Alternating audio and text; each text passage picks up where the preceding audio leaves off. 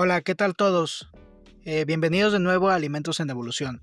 Soy el doctor Paco Blancas, ya todos me conocen, y hoy venimos no a jugar. Sin duda alguna, en episodios anteriores hemos tratado temas bastante controversiales y fuertes, como es todos los efectos bastante contradictorios que puede tener el consumo de azúcares y los peligros que han representado y que seguirán representando el consumo excesivo de los alimentos ultraprocesados. Y por no dejar de lado, evidentemente, nuestro episodio anterior, en el cual hablamos y criticamos duramente los tan mencionados alimentos, superalimentos o los peores aún, mal denominados y que hicimos un llamado bastante enérgico a tomar conciencia sobre ellos, los alimentos milagrosos.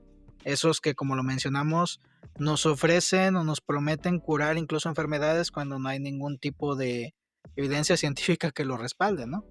Pero si pensaban que habíamos tocado fondo en este abismo que es la confusión alimentaria, agárrense fuerte porque hoy vamos a sumergirnos en el que quizás sea el terreno más resbaladizo y controvertido de la nutrición moderna, que es el universo de los edulcorantes. Desde la inocente stevia hasta el demonizado aspartamo, la narrativa se ha polarizado durante muchísimos años. ¿Son estos la solución milagrosa para nuestra adicción al dulce? ¿O podríamos considerarlo como el caballo de Troya que nos trae nuevas enfermedades silenciosas? Prepárense para una dosis de ciencia directa, sin filtros, como lo hemos venido diciendo, ni medias tintas. Vamos a desenmascarar no solo los mitos, sino también las verdades incómodas que la industria no quiere que escuchemos. Porque ustedes ya saben que en Alimentos en Evolución no solo pretendemos contarles o decirles o recomendarles qué comer. Lo que buscamos es dar herramientas para que cada uno de nosotros pensemos críticamente y tomemos el control de lo que comemos y de nuestra salud. Primero hablemos claro. El término edulcorante puede considerarse un término diverso, extenso, con diferentes tipos de enfoques. Y también hay que entender que cuando hablamos de edulcorantes no todos son iguales. Podemos encontrar algunos que tienen calorías, otros que no tienen, algunos que pueden considerarse que son naturales y otros, pues bueno, podrían ser considerados sintéticos o artificiales. Pero la clave es identificar o saber o entender cómo estos pueden impactar a nuestro cuerpo más allá de su sabor dulce. Vamos a empezar a tratar de clasificarlos o a mencionar una clasificación bastante clara y precisa para que todos a partir de ahora sepamos exactamente a qué tipo de edulcorante estamos haciendo alusión o cuál estamos consumiendo. Primero los más, digamos, inofensivos dentro de lo que cabe, que son los edulcorantes naturales.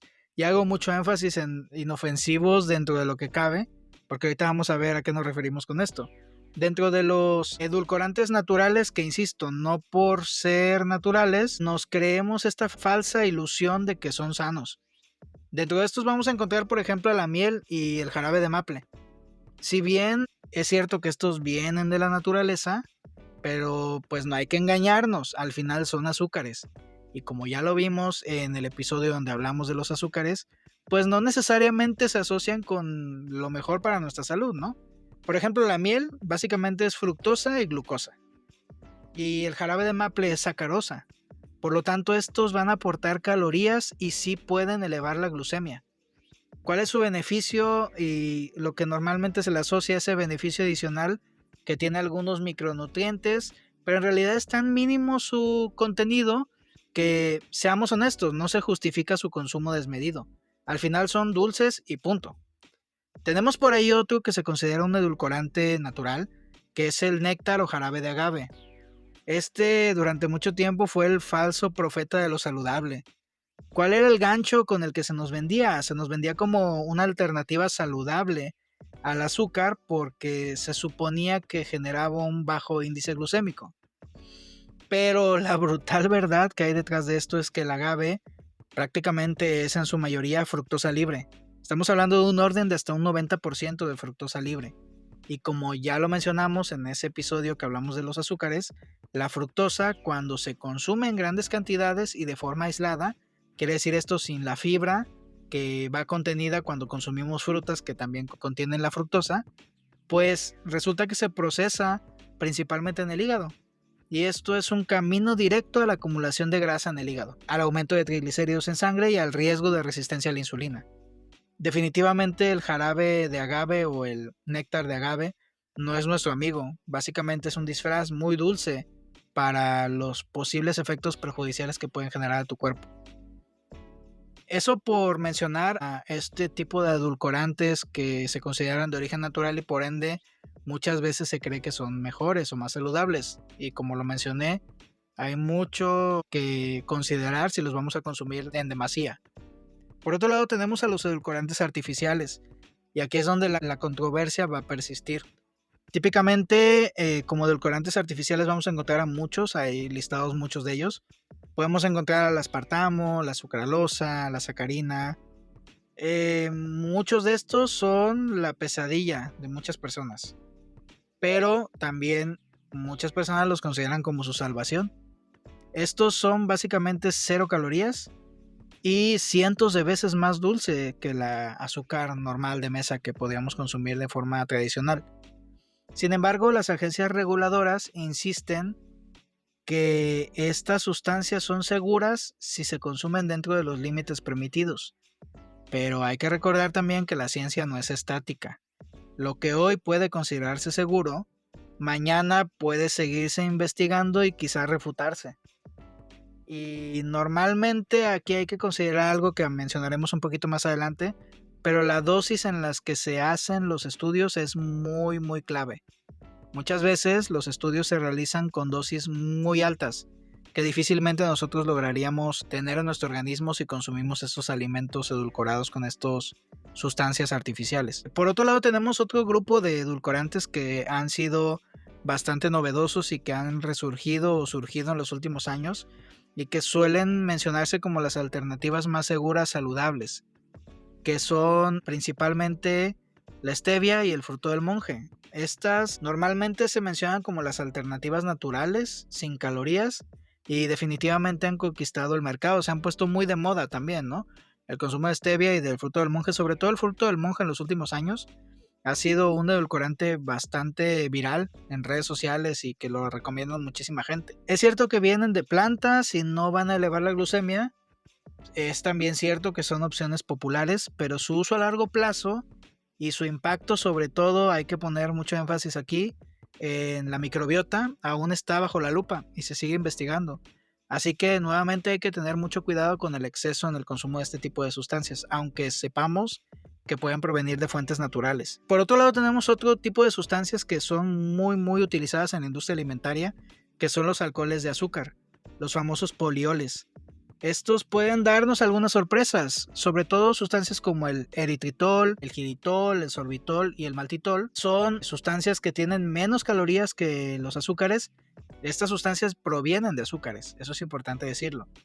Tienen calorías pero mucho menos que el azúcar convencional y algunos tienen ciertos beneficios, por ejemplo para nuestros dientes. El xilitol, al ser un tipo de sustancia que le da un sabor dulce a los alimentos, lo podríamos consumir y estos no son consumidos por las bacterias que se encuentran en nuestra boca, por lo tanto se asocian con la reducción de riesgo de padecer caries.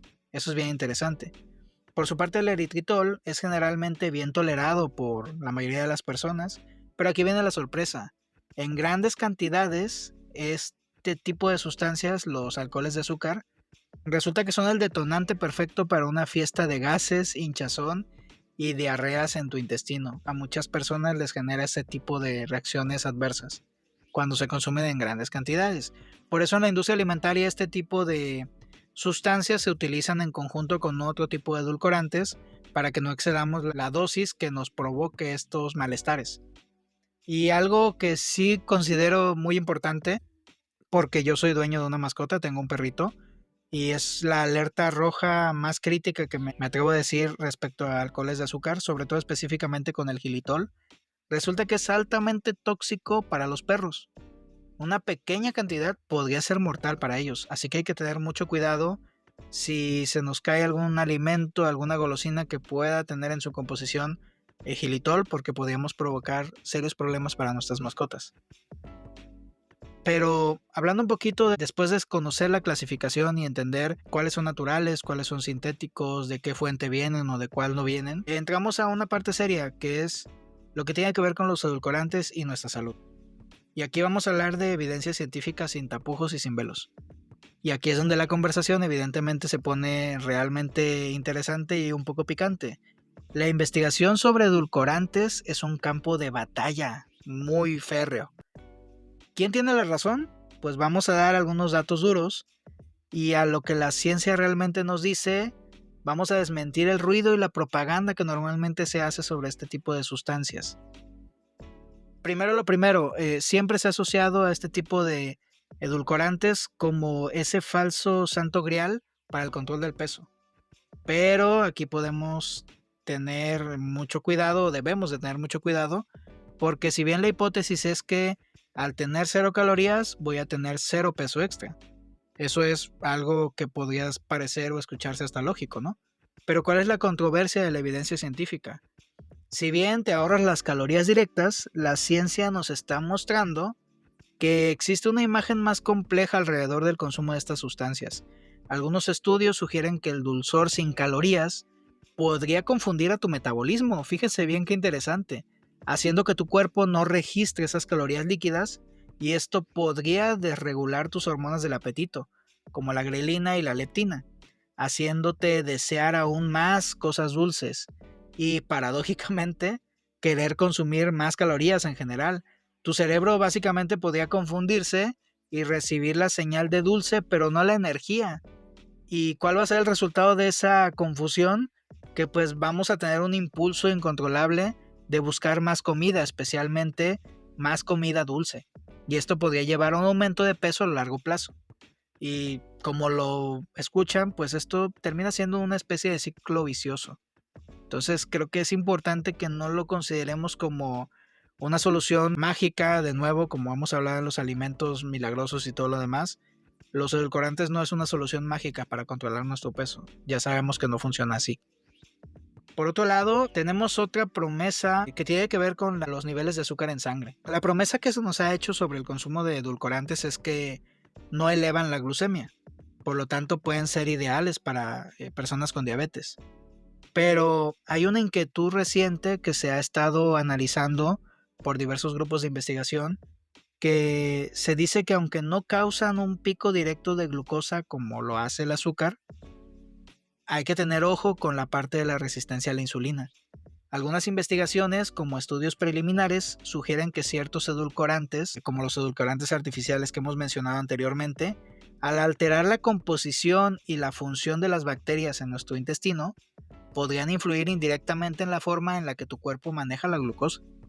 Se está investigando, evidentemente aún, si podría contribuir a la resistencia a la insulina a largo plazo en algunas personas. Esto, pongo comillas aquí, no es un veredicto final, pero es una bandera roja para que se puedan llevar a cabo diversas investigaciones y podamos más adelante ahondar un poquito al respecto, pero es bastante interesante cómo los efectos pueden verse a ciertos niveles que a lo mejor no teníamos muy presentes, ¿no?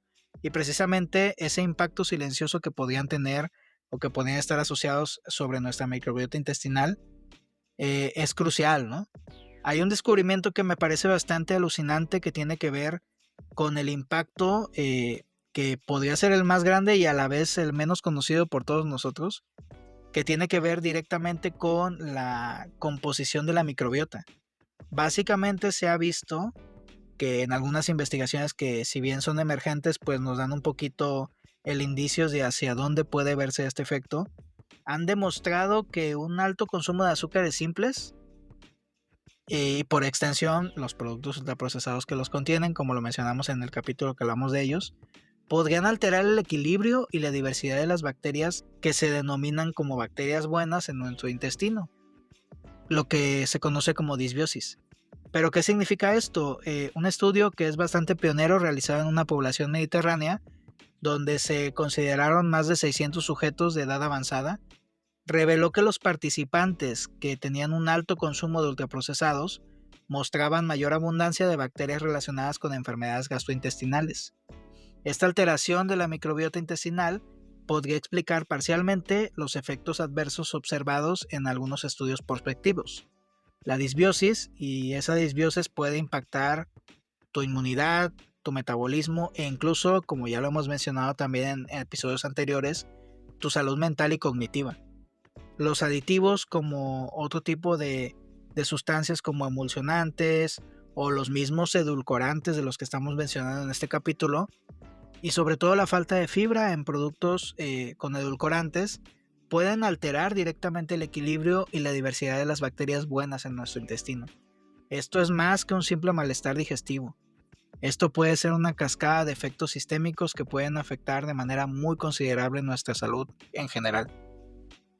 Esta parte es bastante seria e importante. Pero también existen diversos estudios, y incluso voy a atreverme a decir que no estudios formales, sino que notas sensacionalistas que pueden existir en redes sociales o que se comparten por ahí en algunas comunidades, que puede tener que ver el consumo de este tipo de sustancias con el desarrollo de cáncer. Esto genera gran pánico, esto es un hecho. El fantasma del cáncer y otras enfermedades graves nos persigue y ha perseguido a los edulcorantes artificiales por décadas. Pero la verdad, basada en datos, lo que tiene que ver con revisiones que han sido más exhaustivas hasta la fecha, como el mega metaanálisis publicado por The BMJ en 2024. En este estudio se analizaron 45 metaanálisis previos que incluían casi 10 millones de personas. ¿Qué encontraron en este mega metaanálisis? Asociaciones entre la exposición a ultraprocesados de dos diferentes parámetros de salud, incluyendo problemas cardiometabólicos, trastornos mentales y mortalidad en general. Pero, y esto es bastante crucial, la mayoría de los estudios tenían niveles de credibilidad y evidencia bajos o muy bajos. Es decir, que hay asociación, más no causalidad directa. Y no podemos ser concluyentes para los edulcorantes por sí solos. Con el cáncer u otras enfermedades crónicas, en la dosis que realmente consumimos los humanos, este tipo de sustancias, pues la mayoría no tiene evidencia que sea totalmente concluyente. Y la mayoría de estas evidencias no han encontrado una relación causal entre el consumo de edulcorantes artificiales aprobados y el aumento de riesgo de cáncer en humanos. Ojo aquí, siempre y cuando se respeten las ingestas diarias admisibles. Algunos estudios iniciales en animales con dosis extremadamente altas de algunos edulcorantes sí han generado preocupación, pero la investigación posterior en humanos no ha replicado estos hallazgos. Por ende, podríamos hasta este punto decir que no existe evidencia científica real y contundente que pueda asociar el consumo de edulcorantes sintéticos o no sintéticos, como los naturales, con el desarrollo de cualquier tipo de enfermedad. No hay evidencia real, ¿de acuerdo? Pero ya lo mencioné ahorita, la clave de todo esto son las dosis que se utilizan en los estudios. Las ingestas diarias admitidas son básicamente los límites considerados seguros por algunas agencias como la FDA. Y vamos a poner algunos ejemplos prácticos, ¿no? Para que lo entendamos, porque creo que de esto se trata nuestro podcast. Imaginemos que para una persona promedio de 70 kilogramos, las cantidades son abismales. Cuando hablamos de aspartamo específicamente, la ingesta diaria admitida es de 50 miligramos por kilo de peso corporal al día. Esto significa que para una persona en el ejemplo de 70 kilos podríamos consumir unos 3.5 gramos de aspartamo al día.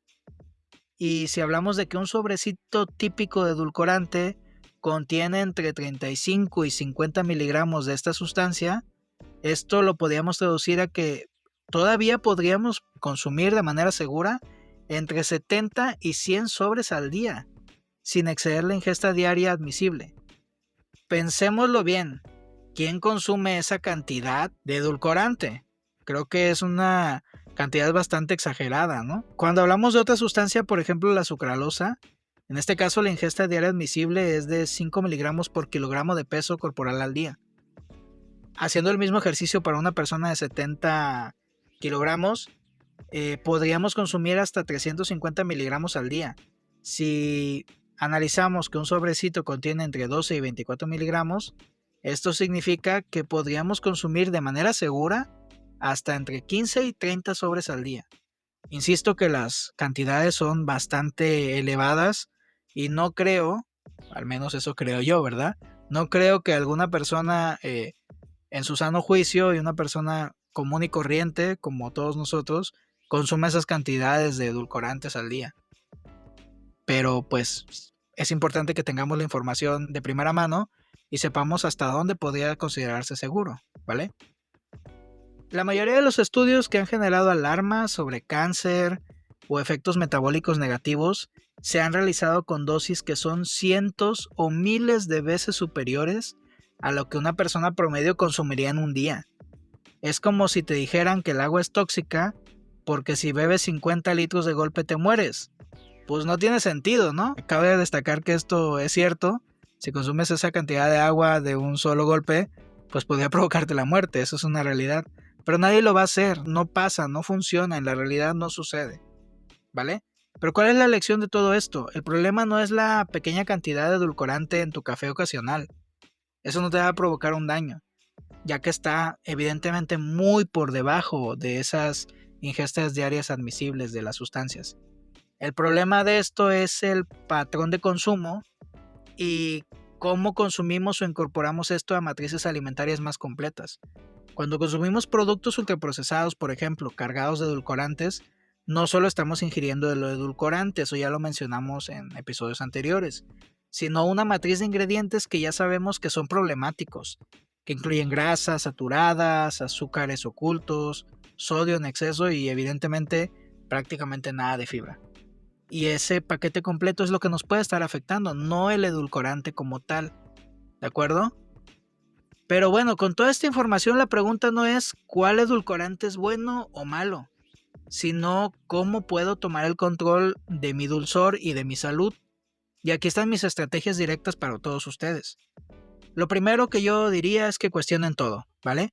Ya lo hemos mencionado, hay que actuar como una especie de detective de los alimentos y de la salud. Si algo te promete un sabor dulce sin consecuencias, hay que dudar. Los alimentos reales, con sus azúcares naturales y fibra además, y vitaminas, etcétera, van a ser el estándar de oro, van a ser lo mejor siempre, ¿de acuerdo? Otra cosa importante y que es muy interesante es reeducar el paladar. También lo mencionamos cuando hablamos de alimentos ultraprocesados. Lo ideal sería empezar a reducir gradualmente el dulzor de las bebidas y comidas. Al principio obviamente van a saber diferentes, pero yo te prometo que en un par de semanas tu sensibilidad al dulce va a aumentar y vas a disfrutar los sabores naturales como nunca antes. Por ejemplo, las frutas enteras seguramente te van a saber a gloria, van a saber deliciosas. Otra cosa que he destacado muchísimo a lo largo de todos los episodios es que hay que intentar cocinar más en casa. Esto siempre va a ser lo mejor que podemos hacer para evitar engaños y letras chiquitas que no conocemos. Al preparar las comidas, tú controlas todo lo que le pones. Es la única manera de saber a ciencia cierta qué tiene y qué no tiene. ¿Vale? Hidrátate con agua pura, eso es un hecho también. Hay que intentar desplazar cada vez más lo que tenga azúcares añadidos e incluso los que tienen edulcorantes, porque ahí entramos a otro sitio, ¿no? Muchas personas deciden no consumir ya, por ejemplo, algunas bebidas que contienen azúcar, pero las cambian por bebidas que tienen edulcorantes. Al final de cuentas podrían estarse generando problemas de salud a largo plazo. Y bueno, la penúltima de mis recomendaciones. Si vas a usar edulcorantes, porque recordemos, en este podcast no buscamos quitar alimentos o satanizarlos, simplemente que tomes decisiones informadas. Si los vas a usar, hazlo con conciencia y moderación. Si tienes diabetes o una razón médica para usarlos, pues hazlo bajo la guía de alguien que sea el profesional y que te dé la recomendación directa. Acérquense a los expertos, ya lo mencionamos en el capítulo anterior. Pero que este no sea tu pase para seguir una dieta de ultraprocesados. No son una solución para una mala alimentación, ojo aquí, son un puente, no un destino.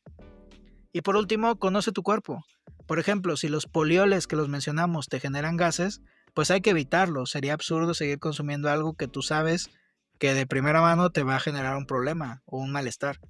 Si sientes que los edulcorantes artificiales te hacen desear más dulce, escucha a tu cuerpo y quizás sería momento de buscar otras alternativas o de plano dejar de consumir ese tipo de edulcorantes. Pues bueno, aquí lo tienen amigos. El mundo de los edulcorantes no es tan simple como una etiqueta que dice sin azúcar. No lo podemos reducir solo a eso. Es un campo bastante complejo que está lleno de ciencia y que está, como lo dice el título de nuestro podcast, es algo que está en constante evolución. Y también de estrategias de marketing que buscan tu dinero, a veces a costa de tu salud a largo plazo. No nos dejemos engañar por la ilusión del dulce sin consecuencias. Eso no existe. Su salud es demasiado valiosa para delegarla a la publicidad. La verdadera dulzura de la vida no está en un químico que engaña tu paladar, sino en una alimentación balanceada, en la diversidad de alimentos reales que te dan vida y energía y en el poder que obtienes al tomar decisiones informadas y conscientes. Espero que este episodio les haya sacudido un poco la mente y les haya dado el poder para tomar las riendas de su nutrición. Recuerden, despierten, investiguen y coman de verdad. Cuéntenme en nuestras redes sociales qué edulcorantes utilizan ustedes. ¿Les ha impactado esta información sobre la microbiota y el apetito, por ejemplo? ¿Cuál es su estrategia para reducir el azúcar y los edulcorantes en su vida? Me encantaría leer sus comentarios y experiencias. Recuerden que estamos construyendo una comunidad de mentes curiosas y conscientes. Recuerden seguirnos en nuestro Facebook, nos encuentran como Alimentos en Evolución, y escucharnos en todas las plataformas de podcast, Spotify, Apple Podcast y también en YouTube. También síganos por ahí, estaremos compartiendo algunos videos, algunos reels en todas nuestras redes sociales para que compartan y hagan llegar esta información a sus familias, sus amigos o cualquier persona que ustedes consideren que necesitan escuchar esto. Siempre es importante que podamos llegar a más personas para que esta comunidad siga creciendo e impactemos un poquito más. Los espero en el próximo episodio de Alimentos en Evolución, donde seguiremos desenterrando los secretos de lo que comemos, siempre con la ciencia como brújula y la conciencia como guía. Hasta la próxima.